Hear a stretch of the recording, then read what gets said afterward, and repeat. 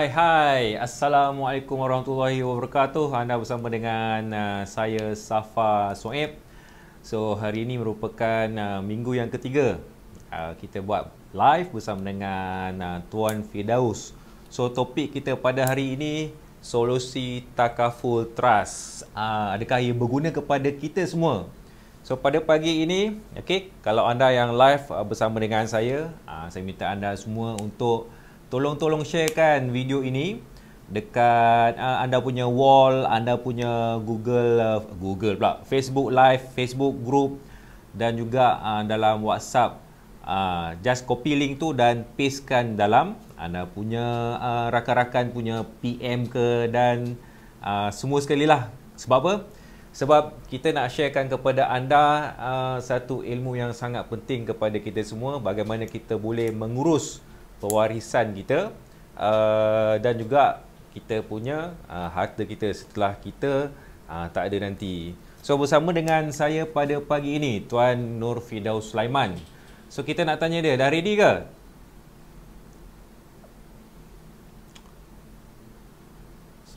Okay. Alright. So InsyaAllah ready. Kita nak terus kepada dia Alright. Mana dia punya scene? Ini dia. Okey, Cik Firdaus, Assalamualaikum. Apa khabar? Tak dengar pula. Off. Anda punya tu off. Okey, apa khabar? Baik, Alhamdulillah. Tuan Safa sihat Baik, Alhamdulillah. Okey, sangat sibuk minggu ni. Biasalah Tuan Safa. Sikit-sikit lah. Okey. Bersama dengan saya Tuan Nur Firdaus Sulaiman selaku perunding untuk pewarisan ini. So hari ini, minggu ni adalah minggu kita yang ketiga. InsyaAllah kita nak terbitkan setiap minggu ilmu-ilmu tentang pewarisan, ilmu-ilmu tentang hibah dan lain-lain. So topik kita pada hari ini ialah solusi takaful trust. So kepada anda yang bersama dengan saya dan juga Tuan Firdaus, saya minta anda untuk tekan button share dekat bawah ni. Kat bawah tu ada button share. Supaya sharekan kat wall anda, sharekan kepada Facebook group, sharekan kepada dalam Facebook dan WhatsApp group supaya orang ramai boleh tahu tentang takaful trust. Okey, Tuan Firdaus, apakah takaful trust ni? Boleh kita ceritakan dekat kawan-kawan kita. Silakan. Okey, bismillahirrahmanirrahim. Assalamualaikum warahmatullahi wabarakatuh.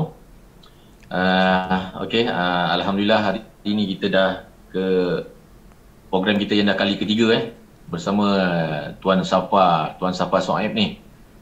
Jadi sebelum-sebelumnya kita berbicara tentang isu-isu pewarisan, isu pusaka, wabak pusaka, macam mana nak keluar duit daripada KWSP.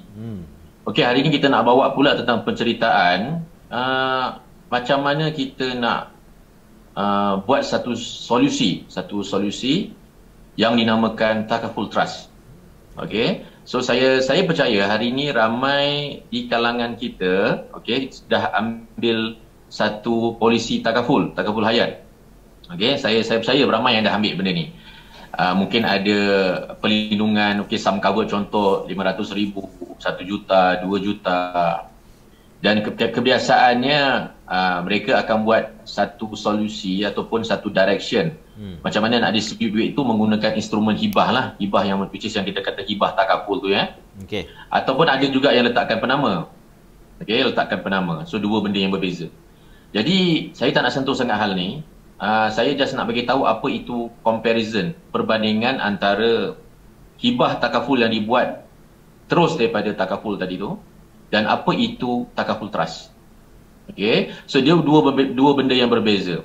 Apa yang saya boleh katakan kat sini, takaful trust ni adalah satu pelengkap hibah.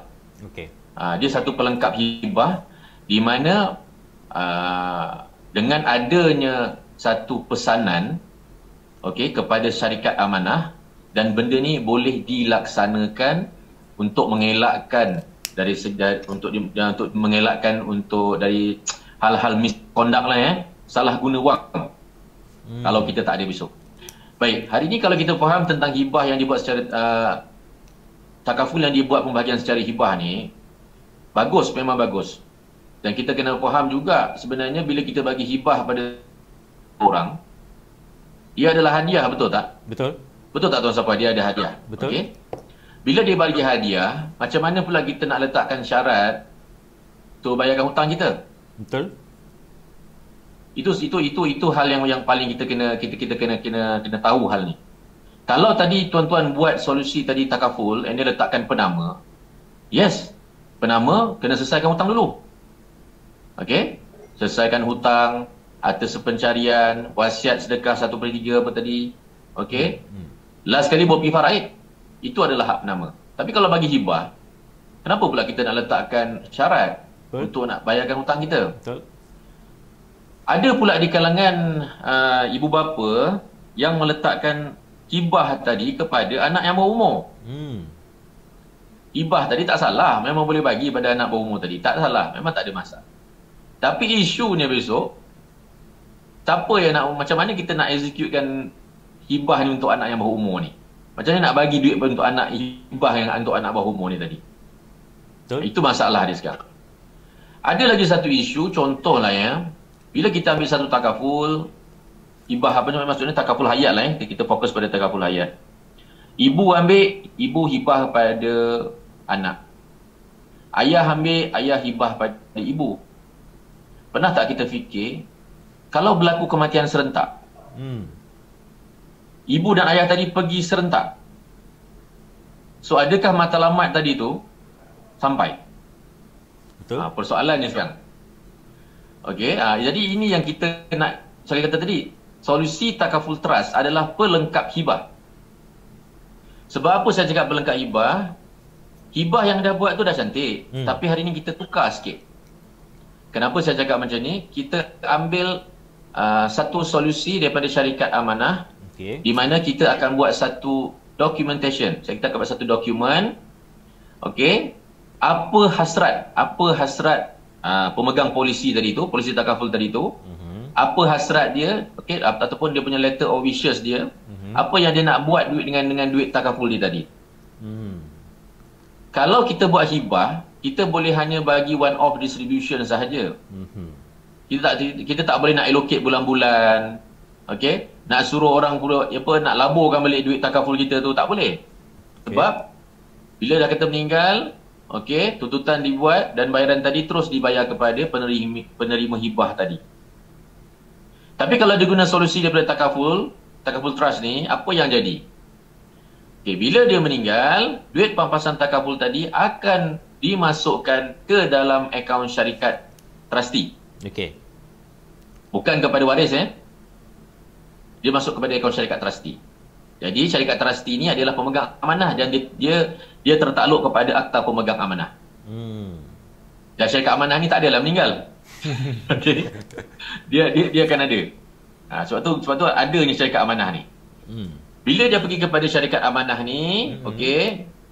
Jadi syarikat amanah ni akan melaksanakan ataupun membahagikan duit ni ataupun membayar duit ni kepada hutang-hutang arwah. Contoh. So masa hidup ni macam ni kita buat. Contoh satu orang yang dah ada polisi takaful, okey, tak apa, dia dah ambil takaful, tak apa. Kalau dia belum ada, dia kena ambil. Sebab apa? Kita menggunakan takaful ni sebagai funding mechanism dia. Okey. Bila dia dah buat takaful, dia buka satu lagi account. Dia buat permohonan dengan syarikat amanah. Okey, dia buat permohonan dengan syarikat amanah. Okey, macam saya mau menggunakan syarikat amanah RHB lah, RHB Trustee. RHB Trustees Berhad. Okey. Kami akan buat satu dokumen, kami akan buat permohonan dan kita akan minta kepada klien ni tadi apa pesanan-pesanan yang dia nak buat. Saya bagi satu contoh pesanan apa yang dia boleh buat. Okey, antara pesanan yang dia boleh buat, pertama sekali selesaikan hutang-hutang saya. Apa yang saya buat sekarang lah. Saya boleh masukkan contoh hutang saya dengan manusia, hutang saya dengan bank, okey, hutang saya dengan Allah. Apa hutang kita? Apa dia punya spiritual hutang kita? Badal haji, zakat. Okey. Contohlah kita ada hutang dengan LHDN. Saya tanya tuan siapa, hutang LHDN ni boleh hapus tak kalau meninggal? Saya tak tahu. Jawapannya surrender, saya tak tahu. Hutang LHDN tak boleh hapus tuan siapa? Okey. So kena dia akan diwarisi. Seriously? Dia akan diwarisi oleh ahli keluarga dia. Jadi macam ni kita pastikan hutang LHDN kita ni bayar. kita masukkan satu pesanan dalam kita punya letter of wishes kita tadi tu. Okey. Okey, kita bagi nombor akaun kita, nombor akaun LHD kita apa semua, dan kita letak situ baki terakhir. So, okey, itu pertama. Contohlah kita ada hutang dengan orang lah macam cerita. Itu hutang dengan orang, kadang-kadang keluarga kita tahu tak apa hutang kita, Tuan Safar? Kebanyakannya tak diberitahu pun. Betul, kita pun tak bagi tahu, betul? Betul. So apa salahnya kita masukkan dalam pesanan kita dengan siapa kita berhutang, nombor akaun dia berapa jumlah yang kita hutang dekat dia. Dia bila meninggal, bila duit tu dah masuk ke dalam RHB Trustee, RHB Trustee ni akan membayar hutang tadi tu kepada pesanan tadi tu. Siapa orang ni? Sebab apa, nombor akaun semua dah provide. Betul tak? Betul. Jadi selesai tak masalah kita, masalah hutang kita? Ini yang saya kata tadi, dia pelengkap hibah. Kalau kita buat hibah tadi, dia tak selesai. Kan? Mana boleh, suka hati dia nak bayar. Kan itu duit dia. Betul. Betul? So ini pelengkap. Okay, contoh. Ada di kalangan individu yang mempunyai anak-anak yang orang kurang upaya. Contoh. Macam mana kita nak pastikan kebajikan anak ni dijaga? Terjaga. Betul.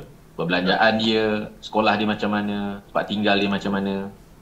So bila ada pesanan yang kita tinggalkan kepada pihak trustee tadi, syarikat pengamanah ni tadi, kita boleh pula nak bagi kepada anak ni tadi secara bulanan pula. Berapa nak bagi secara bulanan? RM5,000, RM10,000, dan kita boleh beri kepada penjaga dia.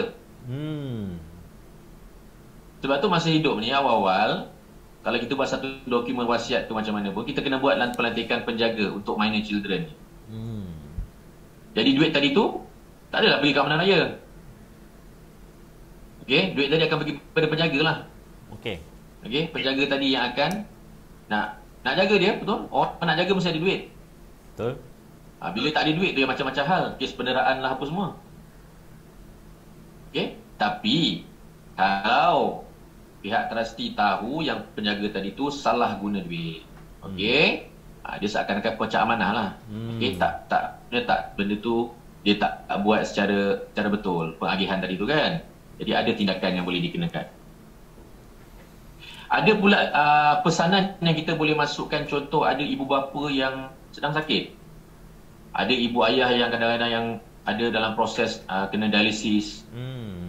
Pernah tak kita fikir selama ni kita yang bagi duit bayarkan every month punya bayaran lah untuk rawatan ibu bapa ni? Betul. Tiba-tiba kita tak ada. Siapa yang akan continue bayar? Betul tak, Tuan Safar? Benda tu yang patut kita tengok lah. So trustee sebagai penjaga amanah betul ya? Ya, jadi pihak trustee akan bayar. Dia bayarkan secara bulanan. Berapa bulanan nak bayarkan bil rawatan dialisis ayah ataupun ibu ni tadi. Inilah perancangan yang kita buat. Kan? Yang dah buat tak apa, siapa yang dah buat hibah tu alhamdulillah. Okey, tak ada masalah. So ini pelengkap dia. Supaya kita boleh agih-agihkan duit ni. Okey? Supaya tak disalahgunakan sebenarnya. Okey, contoh lagi. Anak nak kahwin. Ini lagi bagus. Tuan Safar. Okey. Kita dah tak ada ni. Tapi sebenarnya kita dah tinggalkan duit, Tuan Safar, untuk anak kita nak kahwin.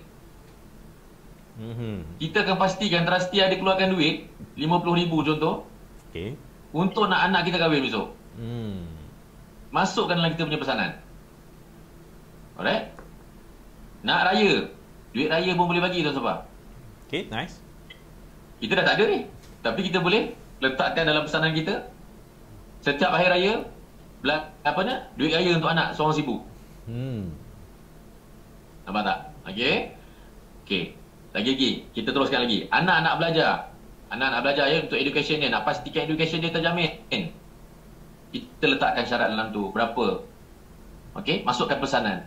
Berapa kita nak allocate untuk anak untuk belajar? RM100,000, RM200,000. Dia bergantung kepada berapa jumlah sum covered yang kita masukkan. Yang kita ambil daripada takaful. Macam RHB Trustee ni, dia perlukan minimum sum covered dia RM500,000. Okey. RM500,000 punya sum covered. Kalau bawah pada RM500,000 tak boleh buat dengan RHB Trustee. Mungkin daripada pihak trustee lain mungkin boleh buat. Okey. Lepas tu pula ada di kalangan individu yang dia sebenarnya dah kaya lah ternyata. Banyak harta, banyak duit. Tapi kalau hari ni kita suruh orang buat satu charity, 3 juta Tuan Safar, terus straightforward, berfikir juga Tuan Safar. Betul.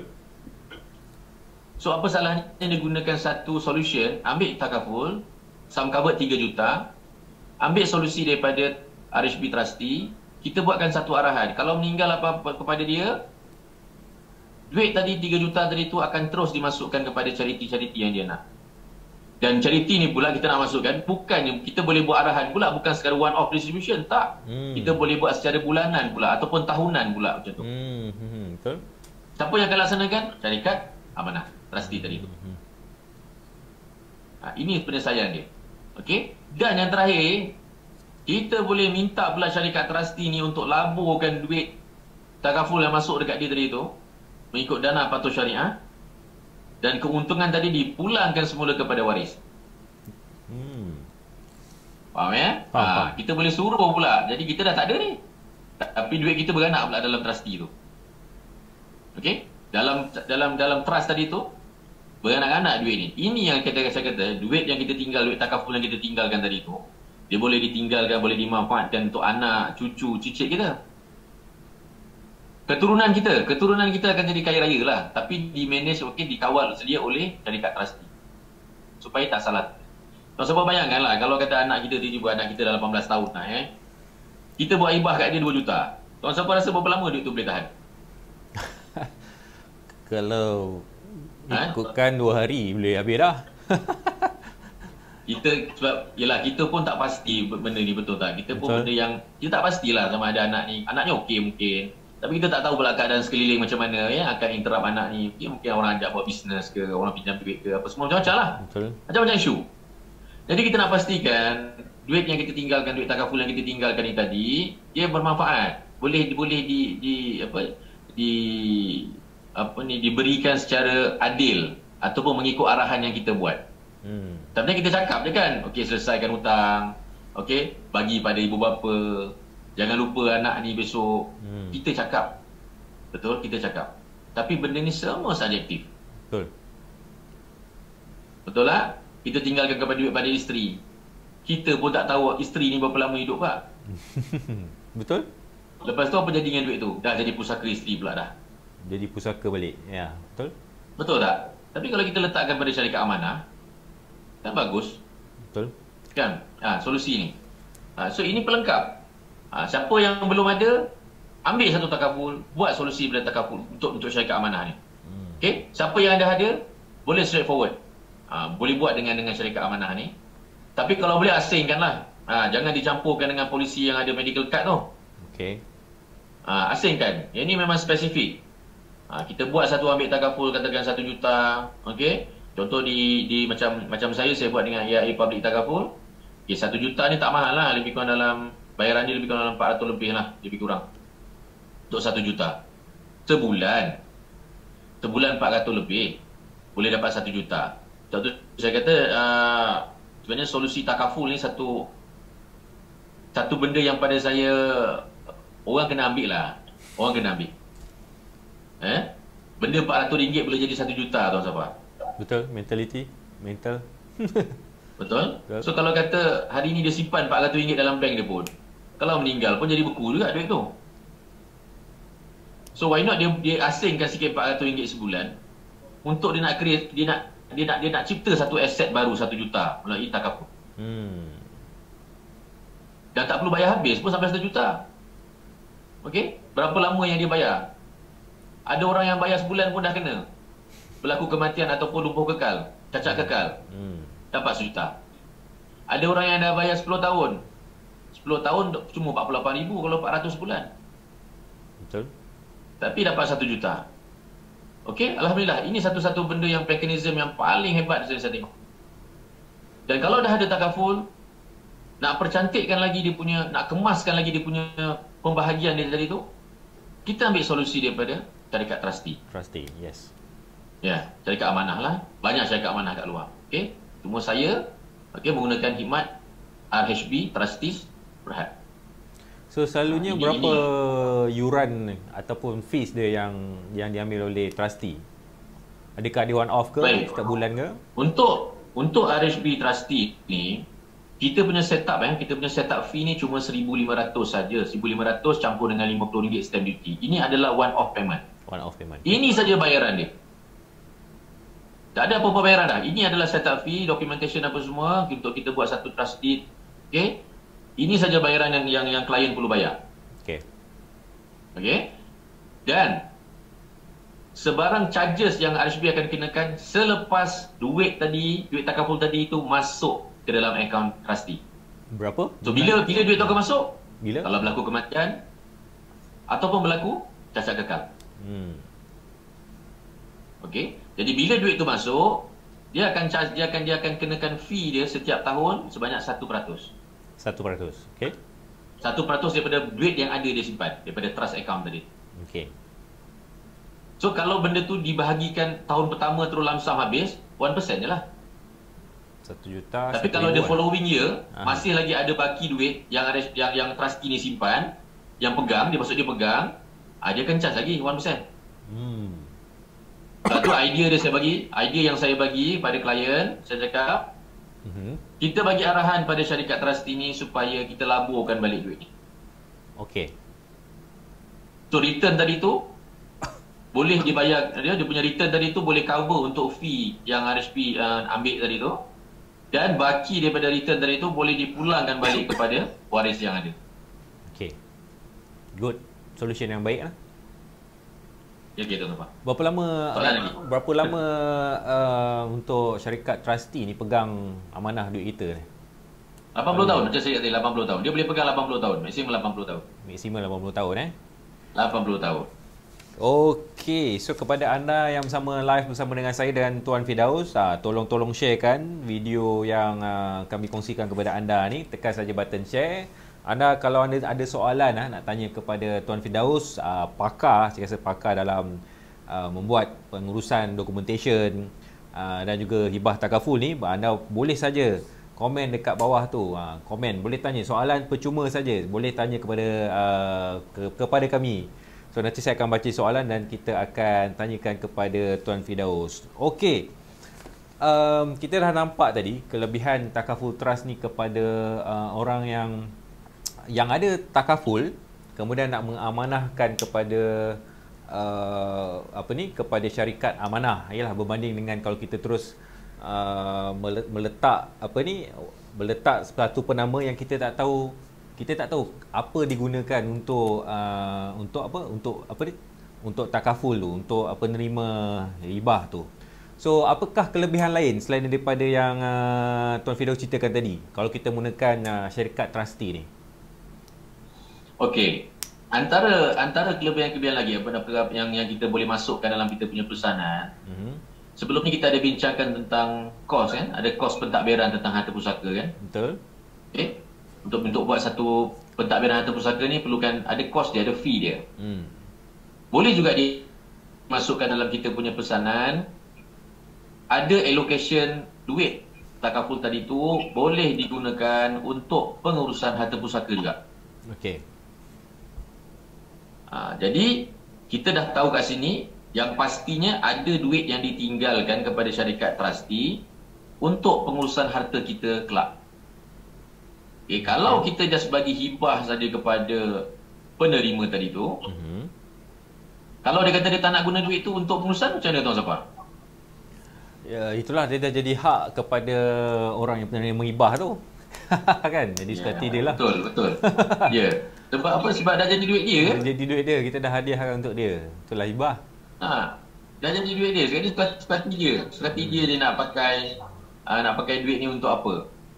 Kalau dia buat sedekah pun, kalau kata tadi waris tadi tu arwah ni dah cakap, kalau meninggal tolong aku duit masukkan kau bagi hibah, kau tolonglah buat sedekah untuk aku. Duit dah jadi duit penerima hibah, itu dah jadi sedekah dia. Betul. Pahala tu kepada orang yang menerima hibah tadi tu, bukan pahala tadi kepada orang yang meninggal tadi tu.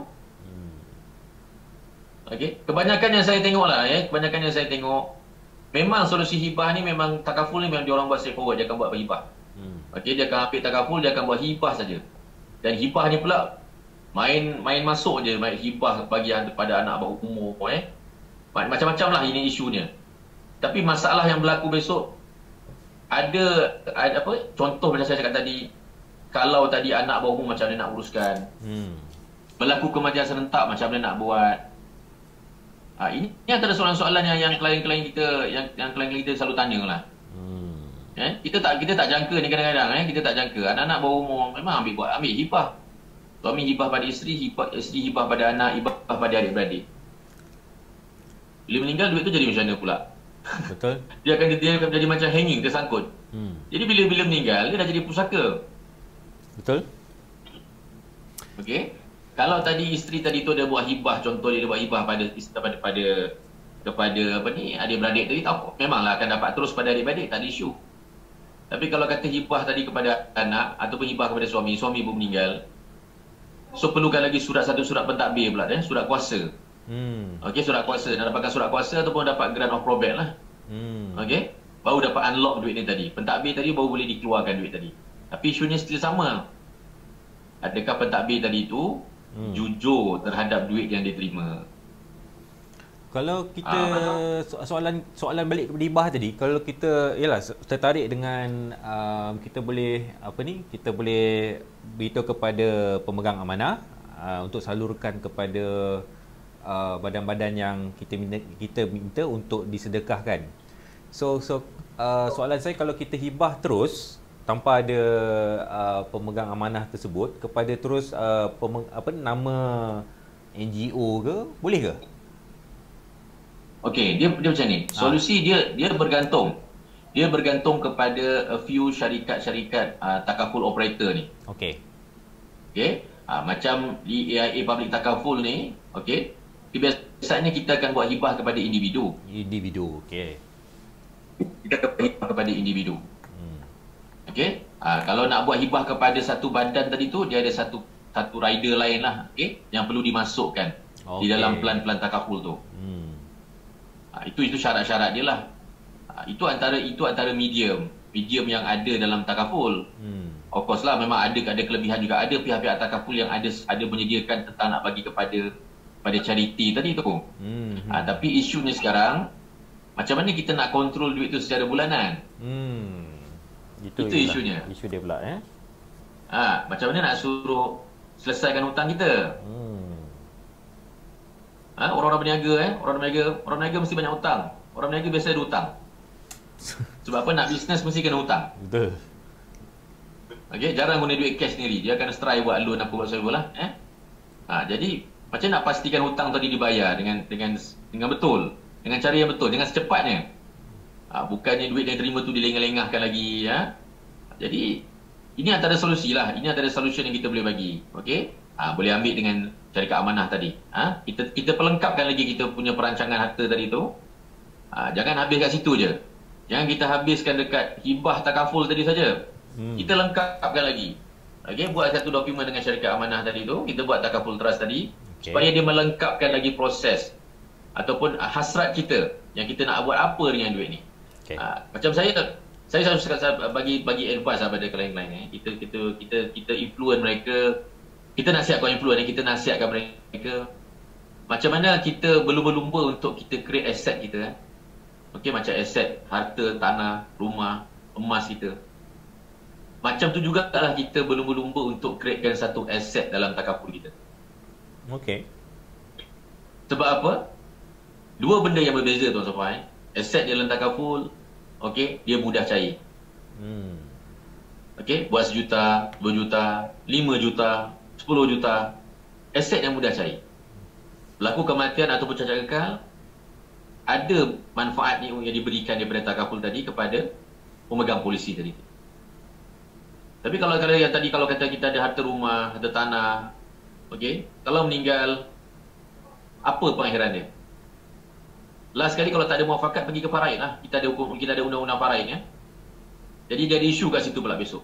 Ada kos nak perlu dibuat. Ada orang cakap dengan saya, okey, saya ada emas. Emas mudah cair. Betul, emas mudah cair. Tapi selagi harta tadi tu ditinggalkan oleh arwah tadi tu, dia adalah pusaka. Pusaka Pusaka. Okey, ada pula adik-beradik yang memandai-mandai ataupun anak-anak yang memandai, emas mak tadi tu dia pula pergi pandai-pandai pergi jual tanpa berbincang dengan adik-beradik sebab kata mudah cair kan. Betul. Dia pula pergi buat sedekah untuk mak ni tanpa berbincang dengan adik-adik lain. Salah tu. Sepatut harta yang ditinggalkan pusaka tadi tu perlu dibahagikan ikut faraid. Kalau tak nak ikut faraid, ikut muafakat. Dan terpulanglah kepada waris-waris tadi nak buat sedekah, ke nak buat apa. Dia jadi hak orang lain juga bila kita meninggal Ya, itu dah jadi, bila jadi pusaka, ada waris-waris yang berhak, waris-waris faraid yang berhak terhadap harta pusaka tadi tu. Jadi tak boleh buat suka hati. Apa yang dia perlu selesaikan dulu? Contoh yang pertama, ada emas tadi mudah cair. Okey, alhamdulillah. Ada benda yang mudah cair, emas. Pertama sekali selesaikan hutang arwah, selesaikan hutang arwah dulu. Kalau nak cair, nak jual, okey, jual tak apa. Cairkan. Okey, lepas tu selesaikan dulu hutang arwah. Selesaikan hal ke bumi. Selesaikan dengan bahagian wasiat ke apa, ada harta sepencarian, last sekali pergi ke faraid. Tapi isu ni tahu siapa? Ada ke orang yang hari ni, contohlah waris-waris faraid yang lain yang bukan isteri ataupun bukan suami tahu simpanan emas ni. Jadi sekarang ketelusan orang yang pasang tadi tu, yang ada emas tadi tu. Okey, masa beli cakap okey, ni harta bersama. Betul. Tapi bila meninggal, ni harta saya, tiba-tiba jadi harta saya pula. Sekali saya nak buat apa? Benda ni yang kadang-kadang kita nampak simple, tapi dalam masa yang sama tak pasal-pasal boleh termakan harta batil. Nampak? Termakan harta batil satu isu yang besar sekarang ni Simple je pada saya, simple je.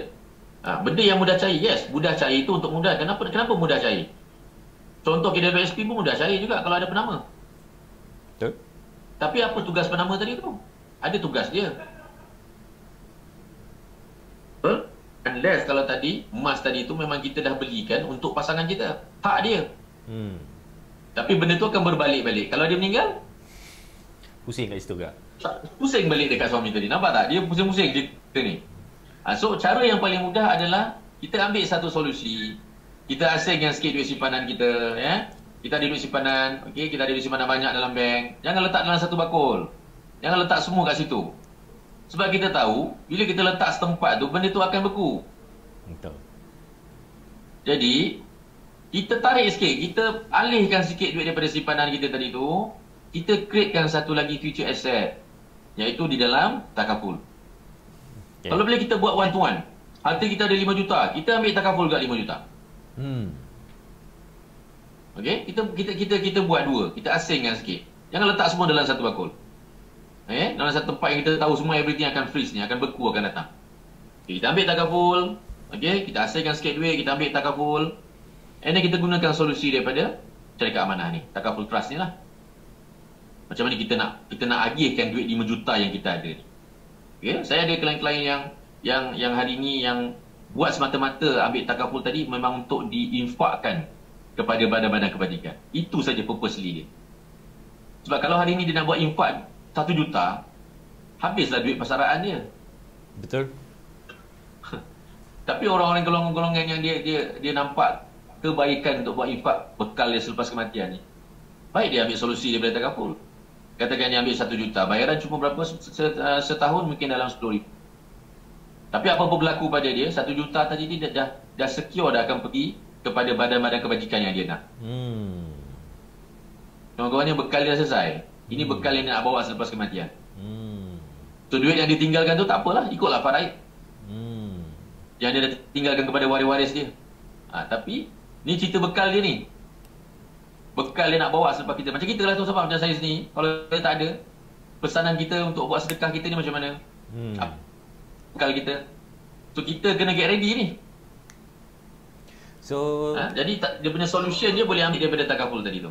Documentation untuk takaful trust ni boleh banyak ke ada satu pesanan saja? Dia syarat dia simple, dia tahu siapa? Untuk buat takaful trust ni, dengan mana-mana syarikat amanah pun, yang pertama, dia kena ambil polisi takaful dulu. Okey. Dia kena ambil polisi takaful dulu dengan mana-mana syarikat takaful. Okey, lepas tu polisi dah siap, dia kena buat permohonan dengan syarikat amanah ni tadi. So bayarlah fee dia tadi. Bayar fee, buat permohonan. Dokumen tak banyak, dokumen cuma kad pengenalan. Okey, kad pengenalan pemberi, dan kalau ada individu dia nak katakan contoh kalau kata kita nak bayar pada bank tadi, tak perlu pun. Contoh kita nak bayar hutang kita dengan bank tak perlu kita minta apa ni, pendaftaran syarikat bank tu pula, tak payahlah. Okey, kita perlu providekan kita punya nombor akaun saja dengan nama kita, nama of course nama, nombor kenalan dan kita punya nombor akaun bank, nombor akaun loan kita tu. Okey. So apa lagi kita nak buat? Contoh kalau kita nak bagi kepada badan kebajikan, kita kena dapatkan pengesahan daripada badan kebajikan tadi tu. Kita nakkan dia punya pendaftaran dia. Kalau pertubuhan dia nak ROS lah. Kita nakkan salinan pendaftaran pertubuhan tu. Jadi salinan pendaftaran pertubuhan tu perlu diberikan kat kita supaya bukan apa. Ini adalah isu bank negara lah, melibatkan amla lah, pengubahan wang haram. Kita takut-takut benda ni jadi macam ni. That's why pihak syarikat amanah ni dia nak memastikan entiti yang kita nak berikan ni dia wujud. Dia bukan tempat cuci duit. Betul. Bahaya pula. Jadi dia nak wujud. Jadi itu kalau kita nak bagi pada kebajikan, kita kena dapatkan dia punya ROS tadi tu. Pendaftaran pertubuhan tadi tu. Alright. Ini biasalah. Ini normal prosedur. Lepas tu kita masukkan nombor polisi kita, nombor polisi takaful kita. Lepas tu pihak syarikat trustee ni dia akan keluarkan draft lah. Draft untuk kita punya letter of wishes tadi tu. Dengan dia akan keluarkan satu trust deed. Trust deed ni surat ikatan amanah lah untuk dia nak execute benda ni akan datang. Dia nak bahagikan duit ni perlukan satu trust deed. Dan selepas tu selepas selesai ni yang terakhir kita perlu buat absolute assignment. Kita perlu buat absolute assignment di mana kita perlu pindah milik owner polisi takaful kita ni kepada syarikat pemegang amanah. Bermakna sekarang ni pemilik polisi takaful kita ni adalah syarikat amanah. Sebab itu bila apa-apa jadi, duit takaful tadi akan terus pergi kepada syarikat amanah ni tadi. Trustee. Trustee lepas tu baru trustee akan agih-agihkan apa yang ikut kita punya pesanan. Tahu siapa? Kita punya documentation tu untuk trust deed tu tadi tu boleh diubah-ubah ke setiap masa ataupun tu sekali saja? Untuk permulaan untuk setup ni kita dah masukkan. Contoh akan datang kita nak ubah, boleh. Tapi adalah dia punya charges dia. Ada charges dia. Tak salah saya untuk buang satu clause tu mungkin charges perubahan tu dalam RM300 tak salah saya. Jadi kita boleh masukkan charges tadi tu. Maksud kalau kita buat perubahan, jadi ada charges yang dikenakan mungkin dalam RM300. Mungkin tapi tak salah dalam RHP trustee untuk permohonan yang sekali masuk 1550 ni bayaran dia, kita boleh masukkan 3 polisi dalam tu. 3 polisi. Bukan hanya satu polisi takaful saja. Kita boleh masukkan 3 polisi. Contoh polisi yang pertama RM1 juta daripada syarikat A. Polisi yang kedua daripada syarikat B RM500,000. Daripada syarikat C katakan RM2 juta. So total dia 3 polisi untuk bayaran dia RM1,500 campur dengan RM50 stamp duty. Kadang-kadang hari ni orang banyak polisi tuan-tuan. Orang banyak polisi dengan syarikat takaful ni. Jadi dia boleh masukkan dalam satu permohonan ni tadi. So katalah dia dah ada polisi takaful yang diberikan kepada individu A, and then dia nak ubah kepada trustee ni, boleh? Boleh, tak kisah. Macam saya cakap tadi, berapa banyak polisi pun boleh. Tapi bayaran yang 1550 ni untuk 3 polisi. Kalau dia ada 8 polisi, bayaran dia lebih sikit. So, adakah bayaran dia lebih sikit daripada RM1,500 tadi. So katalah untuk peringkat pertama tu dia ada satu takaful punya polisi untuk satu masa tu, and then dia top up untuk masa yang lain, yang kedua dan ketiga ada dikenakan fee juga ke? Boleh. Tak ada fee. Tak ada fee lah. Boleh masukkan. Kita nak tengok ada tak soalan daripada rakan-rakan kita ni. So far alright. So boleh boleh tak Cik Tuan Firdaus kita rumuskan untuk perbincangan kita pada hari ini sebelum kita nak tutup lah. Silakan. Apa yang boleh saya sarankan hari ini adalah satu solution lah. Kami macam saya memang saya memang praktis benda ni. So kita selalu bagi nasihat pada klien-klien yang ada. So those yang dah ada takaful, alhamdulillah.